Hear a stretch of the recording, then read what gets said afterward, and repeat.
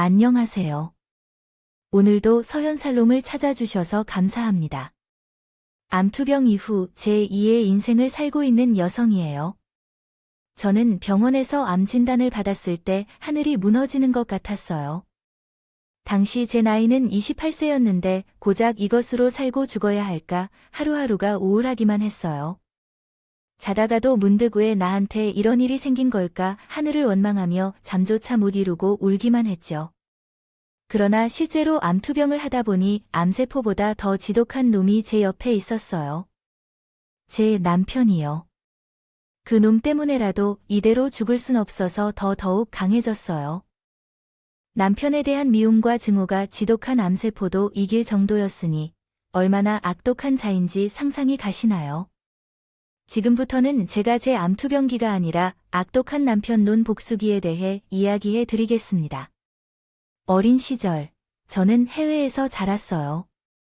아빠가 사업을 하시다 보니 초등학교 1학년 때 중국 심천으로 이사를 하게 되어 그곳에서 청소년 시기까지 보냈죠. 당시 심천에는 세계 각국의 기업들이 제조 공장을 운영하고 있었어요. 한때 아메리칸 드림을 꿈꾸던 젊은이들이 미국으로 향했던 것처럼 심천이 바로 그러한 곳이었죠. 중국 각 지역에서 돈을 벌기 위해 심천으로 몰려들던데 중국인들에겐요. 심천은 기회와 함께 신분 상승의 꿈을 이뤄줄 수 있는 로또와 같은 곳으로 여겨졌습니다. 그러나 세상이 그렇듯 성공한 사람들은 그리 많지 않았습니다. 이에 따라 현실의 냉혹함에 좌절하고 자포자기하는 사람들이 증가했습니다. 부의 상징인 높은 아파트가 여기저기에 들어섰지만 일일이 빈곤한 노동자들도 늘어났습니다. 16차선 도로를 달리는 대부분의 승용차는 해외 유명 브랜드의 차량들이었으며 한 대씩은 벤츠나 아우디와 같은 고급 수입차였습니다. 급격한 빈부격차는 사회 전반을 병들게 만들었고 이는 심천에서도 그랬습니다. 얼마 지나지 않아 심천은 무법 도시처럼 변해갔어요. 특히 외국인들은 강탈자들의 표적이 되곤 했어요. 당시에 나의 아빠도 아우디를 끌고 다니셨는데 한 번은 아빠 차를 타고 온 가족이 외식을 하러 나섰다가 신호에 걸려 차를 세우게 됐는데 갑자기 누군가가 달려들어서 벽돌로 보조석을 깨고 칼을 들임을 들었고요. 보조석에 앉아있던 엄마는 놀라서 벌벌 떨었고 아빠는 괴한의 요구에 따라 지갑을 꺼내 들었어요. 다행히 그 순간 신호가 바뀌어서 그대로 내달릴 수 있어 돈은 뺏기지 않았지만 그 일 이후로 엄마는 바깥 외출도 꺼려 살며 집에만 머물렀어요. 돈은 좋지만 이렇게 계속되다 보면 어떤 일이 생길지도 모르겠어서 무서워서 못 살겠어요. 홍콩으로 이사를 가던지 아니면 한국으로 돌아가야 할 것 같아요. 애들 걱정도 해야 하죠. 당시 중국은 한창 성장하고 있었는데 아빠의 사업도 잘 되고 있었어요. 그러나 그걸 포기하고 한국으로 돌아가자고 하니 아빠는 고민에 빠질 수밖에 없었어요. 여보, 조금만 참아보자. 도로와 공원도 많고 아파트 내 치안도 괜찮잖아요. 지금 포기하고 한국으로 돌아가면 손해가 이만큼만 되는 게 아니에요. 지난 10년간의 노력이 이제 이익을 얻을 때인데 어떻게 포기해야 할까요? 나라고 왜 우리 애들 걱정이 없을까요? 하지만 우리 애들을 소외시키지 않도록 하자. 키우려면 돈이 있어야 할 거 아니에요. 당신이 고집 세우신다면 좋아요. 아이들을 데리고 당신이 한국에 들어가시고 제가 여기서 좀 더 버티겠습니다. 한동안 중국을 떠나는 일로 엄마와 아빠가 말다툼을 하셨고 결국 몇 달 뒤 엄마와 우리 남매는 심천을 떠나 한국으로 돌아왔어요. 저는 초등학생 시절부터 중국에서 교육을 받아와서 한국 학교에 적응하기 어려울 줄 알았는데 오히려 그 반대였어요. 중국 교육은 한국보다 더 강압적이고 조금은 무대포 같은 반면 한국 교육은 꽤 자유로웠어요. 또한 방과 후 사교육도요. 신고. 심천에서도 늘 하던 일이었죠. 특별히 어려운 점은 없었습니다. 심천에 살 때 저와 형제들의 영어 교육에 엄마가 많은 노력을 기울였기 때문에 그 덕분에 우리는 잘 성장할 수 있었죠. 덕분에 오빠와 저는 대학 진학에 어려움을 겪지 않았습니다. 하지만 한 가지 아쉬운 점은 아빠와 떨어져 살아야 했던 점이었어요. 화상 통화를 할 때마다 아빠가 점점 더 수척해지는 모습을 보면서 마음이 무거웠어요. 그렇게 5년이 지난 후 아빠는 한국으로 돌아왔어요. 그 사이에 저는 대학을 졸업했고 다행히도 졸업식에 가족들이 함께 할 수 있어서 기쁘게 생각했어요. 형은 군대에 입대해서 아직 대학생이었는데 저는 졸업 전에 이루고 싶었던 것들을 모두 달성했습니다. 합격한 회사에서 일하게 되었습니다. 중국어 능력을 키워서 네이티브 스피커 수준까지 발전시키게 되었어요. 입사 후 반년 정도 지난 후 부모님께서 고향으로 내려가서 귀농하시겠다고 선언하셨습니다. 젊은 시절의 해외에서 열심히 살아오신 덕분에 이제는 모아놓은 돈으로 편안히 고향에서 생활하고 싶다고 하셨어요. 자식들도 다 키워주었으니 이제는 부모님으로서의 책임을 다했겠지요. 앞으로는 엄마와 함께 신혼 때처럼 살아보려고 합니다. 그러니 이제부터는 너희들이 돈을 벌어서 결혼해도 되고 가정을 이루어 살아보라고 하시고 오빠의 나머지 학비로는 더 이상 지원해주지 않을 거라고 말씀하셨습니다. 부모님은 고향으로 내려가셨고 거기서는 오빠도 친구와 함께 살 계획이라고 하시더라고요. 바람이 불어 살기 힘든 것 같아 오피스텔로 이사를 했어요. 처음에는 좋았어요. 처음으로 혼자 살게 되면서 집을 꾸며 살고 살림을 늘리는 재미가 쏠쏠했거든요. 그러나 시간이 지나자 재미보다는 실망스러운 집에 돌아오게 되었고 혼자 밥을 먹고 TV를 보며 쉬는 날도 말 한마디 없이 살아가는 우울한 생활이 되었어요. 한국에 돌아와 사귄 친구들이 꽤 있긴 했지만 다들 회사에서 바쁘거나 일찍 결혼한 친구들은 육아로 인해 시간을 내기 힘들었어요. 그러던 중 회사에서 권유로 인터넷 커뮤니티에서 비슷한 취미를 가진 사람들을 만나 도되었어요. 한국에 거주하는 외국인과 외국에서 살아온 사람들이 있었어요. 한국 사회에 완벽하게 녹아들지 못한 사람들이었지만 한국을 좋아해서 함께 국내 여행을 다니면서 한국의 산과 바다를 즐기는 사람들이었어요. 혼자서 엄두가 안 나는 여행이지만 여럿이 힘을 합쳐 다니니까 두려움도 덜하고 신이 나더라고요.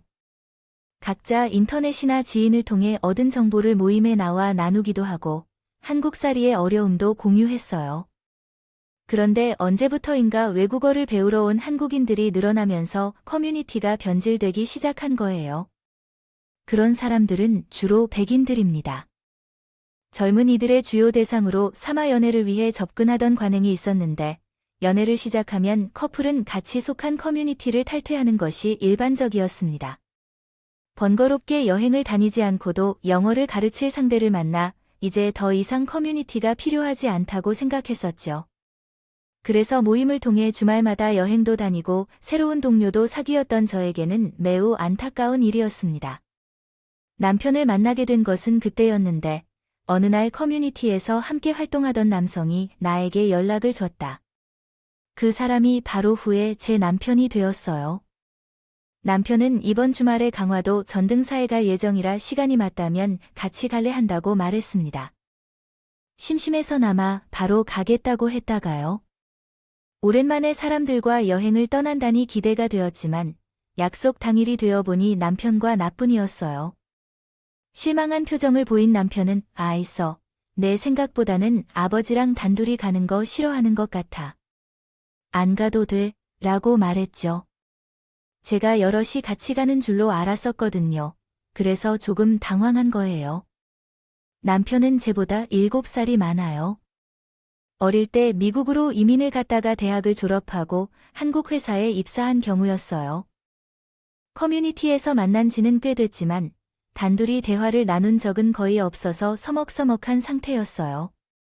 이런 사람이 왜 굳이 친하지도 않은 나에게 연락을 했을까 궁금해했지만 선뜻 묻기도 어색해서 혹시 기분이 나빠질까 봐요. 그러나 전등사까지 가는 내내 대화를 나눠보니 예상 밖으로 많은 부분이 통했고 외국에서 어린 시절을 보내며 겪은 경험들에도 많은 비슷한 부분이 있어서 금방 친해졌어요. 그날 남편 차를 타고 편하게 전등사를 구경하고 해물칼국수를 먹던 중에 집으로 돌아와서 이후로는 자주 연락하게 되었고 주말마다 함께 여행하기 시작했어요. 여럿이 함께 여행을 다니는 것도 좋았지만요. 마음이 맞는 사람 둘이서 함께 다니는 것도 꽤 좋았더라고요. 어느덧 오빠 동생으로 지내게 된 우리는 서로의 집을 오가게 되었고 어느새 연인으로 발전했어요. 우리 차라리 살림을 합칠래? 괜히 이중으로 집세를 내며 돈을 낭비할 필요도 없잖아. 하지만 동거는 좀 그러니까 우리 부모님도 허락 안 하실 거고. 내심 결혼하자는 말을 기대해왔던 제 입장에서는 동거를 하자는 남편의 말이 왠지 서운했어요. 나를 그냥 즐기다 버릴 상대로 생각하는 것 같았거든요. 그럼 결혼은 어때? 그 말에 제가 고개를 끄덕이자 남편은 환하게 웃으며 그랬어요.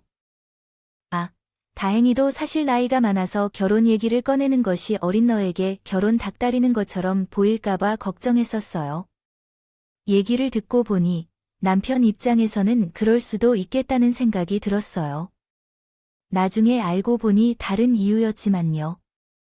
저희 집에서는 일찌감치 결혼 초대를 받았지만 시부모님은 미국에 살고 계셔서 인사드릴 기회가 없었는데 생각하지 못한 일로 만나게 된 거예요. 미국의 트럼프 정부가 들어오면서 시작된 이주민 추방 분위기가 거세졌는데 그게 한인 사회에도 파장을 일으키면서 저희 시부모님이 한국으로 돌아오시게 된 거예요. 정확한 사연은 모르겠지만 오랜 시간 미국에 살았으면서도 제 남편과 시누이와는 달리 시부모님은 시민권조차 얻지 못했던 모양입니다. 그러던 중에 아들이 한국에 터를 잡은 차에 미국 정부의 압박까지 거세지자 결국 한국행을 결심한 것이었습니다. 그 바람에 저는 시부모님을 만날 수 있었어요. 미국에서 오셨다는 분들 중에는 영어 실력이 많이 부족하게 보이시는 분들도 계셨습니다. 그들은 쉬운 단어들만 영어로 사용하고 문장은 한국어로 하셨습니다. 그럼에도 불구하고 말끝마다 한국과 미국을 비교하며 한국을 비하하는 발언이 있었는데 이 부분이 특히 불편했습니다. 그래서 부모님은 시골에 거주한대요. 그럼 농사를 짓겠네. 미국에서는 땅이 넓어서 농사 지었을지라도 힘들겠죠. 기계가 모두를 대신한다면 그렇긴 한데 한국은 땅이 좁아서 인구가 많아요. 손으로 하잖아요. 생각만 해도 정말 어려워 그렇죠. 저는 어릴 적에는 중국 심천에서 살았는데 고등학교 때 한국으로 돌아와서 그 이후로는 한국에서 살았어요. 중국에서 살다가 한국에 와서 시골에서 살게 되니까 마치 어떤 벗은 거지를 보는 것 같은 표정으로 저를 쳐다보시더라고요. 기분이 이상했죠. 이건 미국에서 가져온 건데 한번 맛보시겠어요? 한국에서는 돈을 주더라도 사기 힘든 것이라고 해서요. 우리 애들이 이것을 2대 3불에 삽니다. 어릴 때부터 많이 먹어서 일부러 코스트코에 가서 사온 거예요. 시어머니는 초콜릿을 하는 내 모습을 보면서 미군이 헐벗은 전쟁 고아들에게 미국제 초콜릿을 던져준다는 듯이 했어요. 한국에 있는 코스트코에서 팔고 있는 제품을 말하는 거죠. 알려줄까 고민하다가 초면에 기분을 상하게 할 것 같아서 그냥 받아버렸죠. 시어머니의 태도가 변한 것은 상견례 때 제 부모님을 만난 뒤였어요. 식사 후 화장실에서 우리 엄마를 마주쳤는데 엄마가 화장을 고치느라 명품 화장품을 꺼내 보시고는 눈이 휘둥그레지셨어요. 그리고 주차장에 세워둔 아빠의 벤츠를 보시고는요. 아버지도 두 눈이 커질 정도로 놀라셨다는데 아마 그게 그 시어머니의 요구 때문이었던 것 같아요. 결혼을 한 달 남겨두고 혼수와 예단을 준비하는데 시댁에서 요구한 수준이 생각보다 높은 것 같았습니다. 특히 시누이는 이번에는 평생 경험하지 못한 명품 브랜드를 품으로 삼겠다고 작심했는지 백부터 구두까지 모두 명품 브랜드로 맞추라고 요구했습니다. 어머니와 아버지도 이에 뒤지지 않았어요. 골프채부터 백까지도 모두 브랜드 제품으로 골랐는데 시어머니까지도 다이아몬드 반지까지 원하셨다고 해요. 어떻게 해야 할지 감이 오지 않지만 친척이 별로 없어서 별도의 예단 준비할 것도 없이 그냥 대디랑 함께 해야겠네요. 나와 우리 토토만 하면 돼. 돈 안 들어서 좋지. 돈 아끼라 해줬으니까 우리 식구들 것들. 내가 적어준 대로 준비해줘. 그리고 집은 현재 살고 있는 곳이 복층 오피스텔이라는데 우리 재훈이가 살고 있는 원룸보다 더 편하지 않겠어? 살던 집이니까 혼탁 채우는 것도 더 편할 테니까. 이렇게 문제 해결하고 나중에 신혼집은 제가 살던 오피스텔에서 하면 돼. 뭐가 문제니? 월세 때문에 그러니? 예, 너 참 촌스러운데 미국은 전부 월세야. 전 세계를 봐봐. 한국처럼 천사 놓는 집이 있나? 내가 어릴 때부터 후진 국가에서 살다 와서 모르신다고요. 월세가 하나도 창피하지 않다는 그런 것이 아니에요. 어머니, 제가 훈수랑 예단 비용으로 수천에서 1억 가까이 썼는데 집까지 제 집에서 사는 거면 재훈 씨는 무슨 생각을 하는 건가요?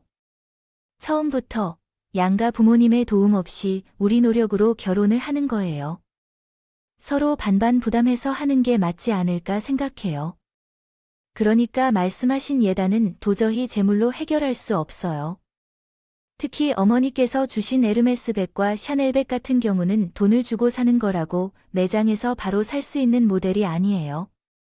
그 브랜드 매장에서 구입한 이력이 있어야 구매할 수 있는데 저는 지금껏 명품 매장에 가본 적이 없어요. 가능한 예산은 어머님, 아버님, 그리고 시누이 한복 정도에다 하며 제가 살던 집은 아버님이 보증금을 빌려주신 집이었기 때문에 이번에 집값을 갚아야 합니다.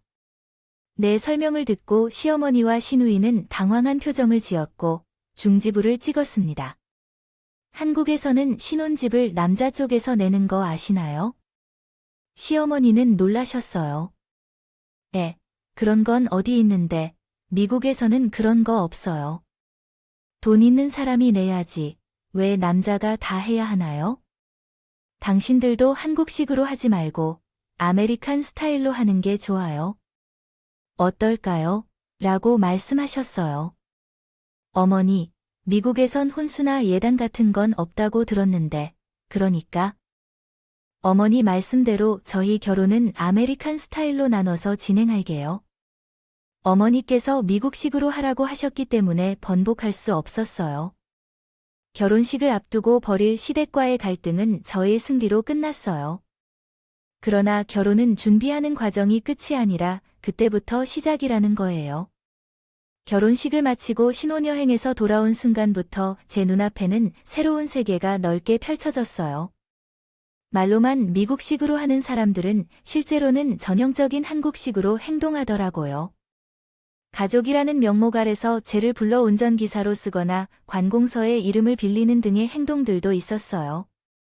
심지어 쓰레기 봉투를 사는 것까지 저를 부르셔서 시켰어요. 거기에 주말마다 가족이 모여서 밥을 먹어야 한다며 매주 시댁으로 불러 식사 준비를 시켰어요. 음식을 차리고 설거지하는 동안 저를 제외하고는 누구도 주방에 들어오지 않았어요. 물 한 잔도 자신들 손으로 따먹지 않을 정도로요. 자기야, 나 더는 이렇게 못 살아. 어떻게 매번 나만 부리고 다들 손도 하나 까딱 안 하는 거야? 내가 이 집 종년인가? 이건 너무하잖아. 너는 무슨 말을 그렇게 하니? 종년이라니? 언제 우리 엄마 아빠가 너한테 그런 취급을 했다고? 그래, 아직 한국 생활에 익숙하지 않으니까 너한테 기대는 것 뿐이네. 가족끼리 있을 때 너는 계속 이래서 나도 당신을 내일은 어디로 보내야 할지 모르겠어. 당신이 계속 이렇게 행동하면 나도 너희 부모님께 지어달라고 할 거야. 그렇지. 아버님과 어머님 그리고 젊은 여자는 한국 생활에 적응이 안 된다고 하는구나. 당신은 집에서도 한 손가락 까딱 안 하고 살아. 결혼을 해서 지금까지 밥하기, 청소하기, 빨래하는 것까지 다 내가 했어. 당신은 소파에서 누워서 나에게 물을 가져다 주라고 하고, 리모컨을 가져다 주라고 하고, 맥주를 꺼내라고 요청하는 것밖에 아무것도 안 한다면 나에게 당신이 뭔지 알려줘. 어릴 때부터 내 엄마와 여동생이 해줬었는데 나에게 하라고 하는 것은 이상하다고 생각해. 원래 한국 여자들은 결혼하면 이렇게 되나? 정도를 해보고 살아보는 거야. 너가 돈 가자고 했을 때, 기껏 너 생각하며 돈을 모았을 때, 동거 말고 결혼하자고 한 건 무슨 의도였어? 내가 말한 결혼이라면 그에 따르는 책임도 내가 져야 한다고. 그러면 동거했었다면 자신도 집안일을 했을 것이라는 이야기야. 그 당시 뭘 했을지도 모르지. 남편은 말이 안 통하는 사람이었어. 멀쩡한 외모에 괜찮은 직장이 있는데 왜 그렇게 늦게 결혼을 안 한 걸까 생각했었는데 그 이유가 여기 있었군. 생각해보면 당장 결혼을 원하지 않은 마음이었지만 그게 손쉽게 이루어지지 않았어. 엄마에게 전화해 하소연을 해보니 오히려 나를 나무라셨어. 결혼 생활이 단지 달콤할 줄만 알았는데. 알았니? 아빠도 예전에 얼마나 이기적이었는지 그걸 고쳐가며 살기 위해 내가 얼마나 속앓고 살았는지. 조금씩 고쳐나가며 살아가긴 했지. 내가 선택한 사람인데도 가족밖엔 모르는 아빠가 예전에는 이기적인 사람이었다는 얘기가 그나마 위안이 돼. 시간이 지날수록 우리 아빠처럼 변화할 여지가 있다고 믿었기에 그랬어. 그렇지만 모든 사람이 다 좋은 쪽으로 변하는 건 아니었어. 결혼한 지 1년이 지난 동안 시어머니와 마누라 덕분에 몸과 마음을 힘들게 해왔는데 몹쓸 병에 걸린 거야. 암이었어. 직장에서 건강검진을 받았는데 의심되는 소견이 발견됐다고 해서야. 재검을 받으라고 하니까 다시 검사를 받았더니 유방암 판정을 받았어요. 왼쪽 유방을 제거해야 한다는 말을 듣고는 하늘이 무너지는 것 같았어요. 당시에 제 나이가 28밖에 안 됐었거든요. 그 나이에 한쪽 유방을 제거해야 한다는 것은 세상이 끝난 것 같다는 생각이 들었어요. 하지만 한쪽 가슴을 잃게 된다는 사실보다 더 괴로운 말을 듣게 될 줄은 누가 알았겠어요. 남편은 제 상태를 들으니까 한숨을 깊게 쉬더라고요. 아씨, 그럼 앞으로는 한쪽 가슴 없는 여자와 같이 살아야 된다는 거야? 징그러워서 너랑 어떻게 같이 자냐? 라며 비난도 하더라고요. 병원에서 보정수술은 안 된다고 했어요. 여자들 가슴을 키울 때 넣는 거 알지요? 그것을 좀 넣으면 어떨까 해봐. 맞아. 그것을 넣으면 만질 때 느낌이 이상하지 않을까? 젠장. 이제 마누라 가슴도 마음대로 만지겠네. 저는 귀를 의심할 수밖에 없었어요. 남편이라는 자가 아내가 유방암에 걸렸다는데 이딴 소리를 한다는 게 말이 되나요? 자기 지금 내 말을 못 알아들었어. 나 유방암이라고 내 몸에 악성종양이 생겼단 말이야. 그런데 가슴을 못 만질 수 있는 게 그렇게 아쉬워서 화가 나. 난 죽을 수도 있다는 말이야. 야, 너 죽는 게 아니잖아. 막말로 지금 이 순간 가장 화나는 사람이 누구겠냐? 바로 나야.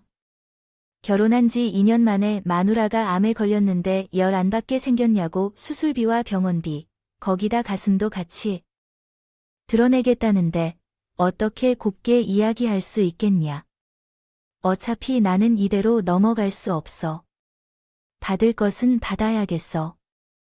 승승장구하던 남편은 휴대폰을 꺼내서 어딘가에 전화를 걸었어요. 처음에는 자신의 부모님께 저가 암에 걸렸다는 사실을 알린 줄 알았는데 호칭을 듣고 나니 우리 부모님께 전화를 걸었더라고요. 장인어른에게 예림이와의 일로 전화를 드렸습니다. 간단하게 말씀드리겠습니다. 제 계좌로 3억을 송금해 주세요. 왜냐하면 물건을 구매할 때도 애즈 기간이 있지 않습니까? 나는 예림이랑 이제 막 알려진 사이인데 이렇게 지불해야 한다고 발견됐다고요.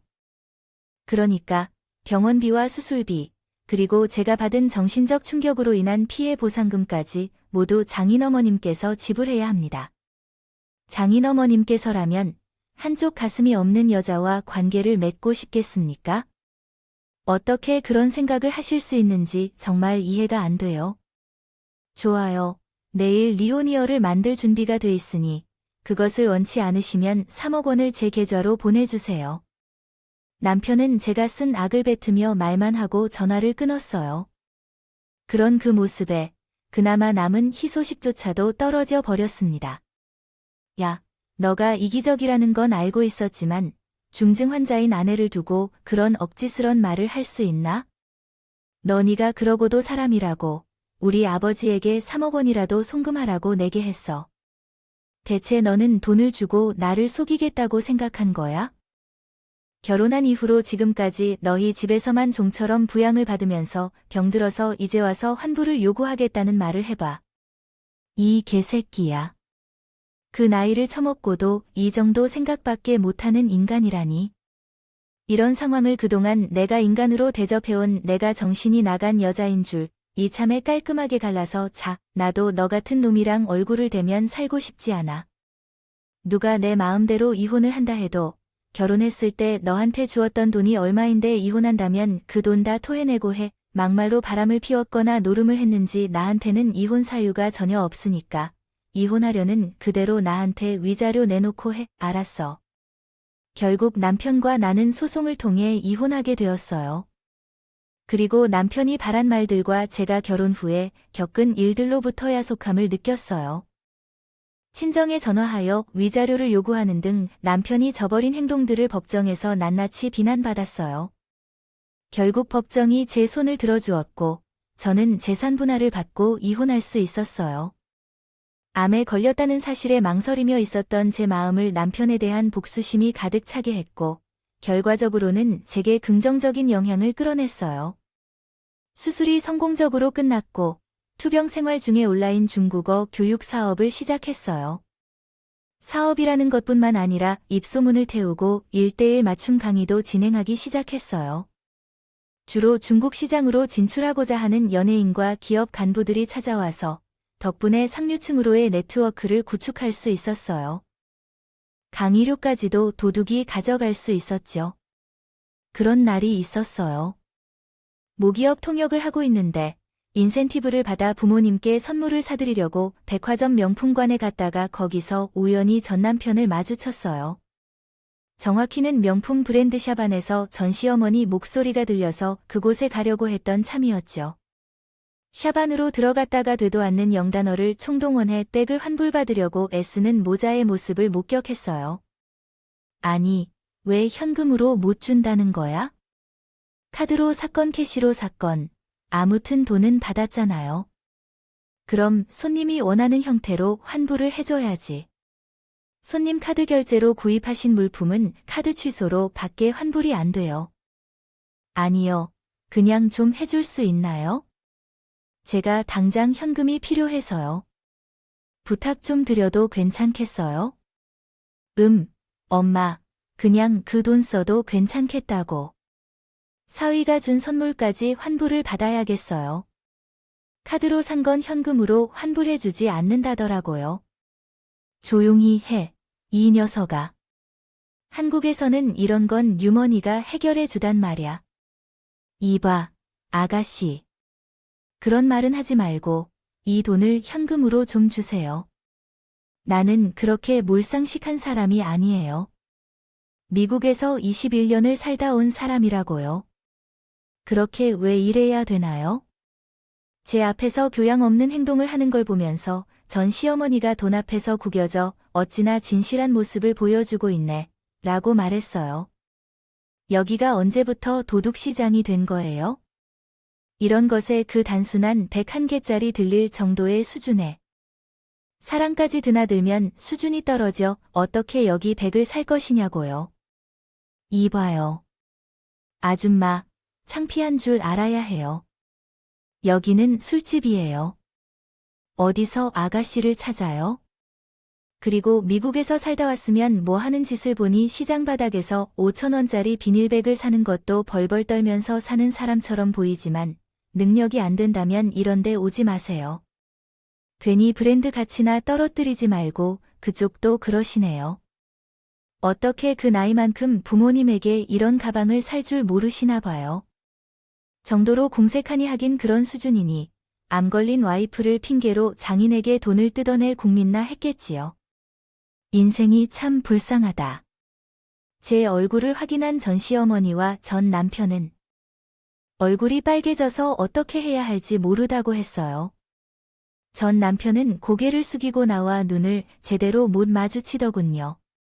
하필 들키고 싶지 않은 모습을 저한테 들켰으니 그럴 만도 하겠죠. 그런 사이에 저 많은 제게로 다가와 미리 주문해 놓은 백을 건네주며 저를 문 앞까지 정중히 배웅해 주었어요. 단 몇 분밖에 안 되는 그 짧은 순간, 전 남편에 대한 억울함이 가슴에서 사그라들었어요. 그것은 비단 명품 가방을 사는 정도로 돈을 많이 버는 것 때문이 아니에요.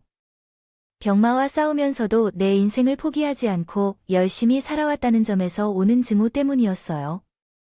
인생을 살면서 내 잘못이 아닌데도 손해를 보기도 하고 다른 사람에게 피해를 주지 않으면서도 착하게 살아왔는데 돌부리에 걸려 넘어지기도 하지만 중요한 것은 그 이후라고 생각해요.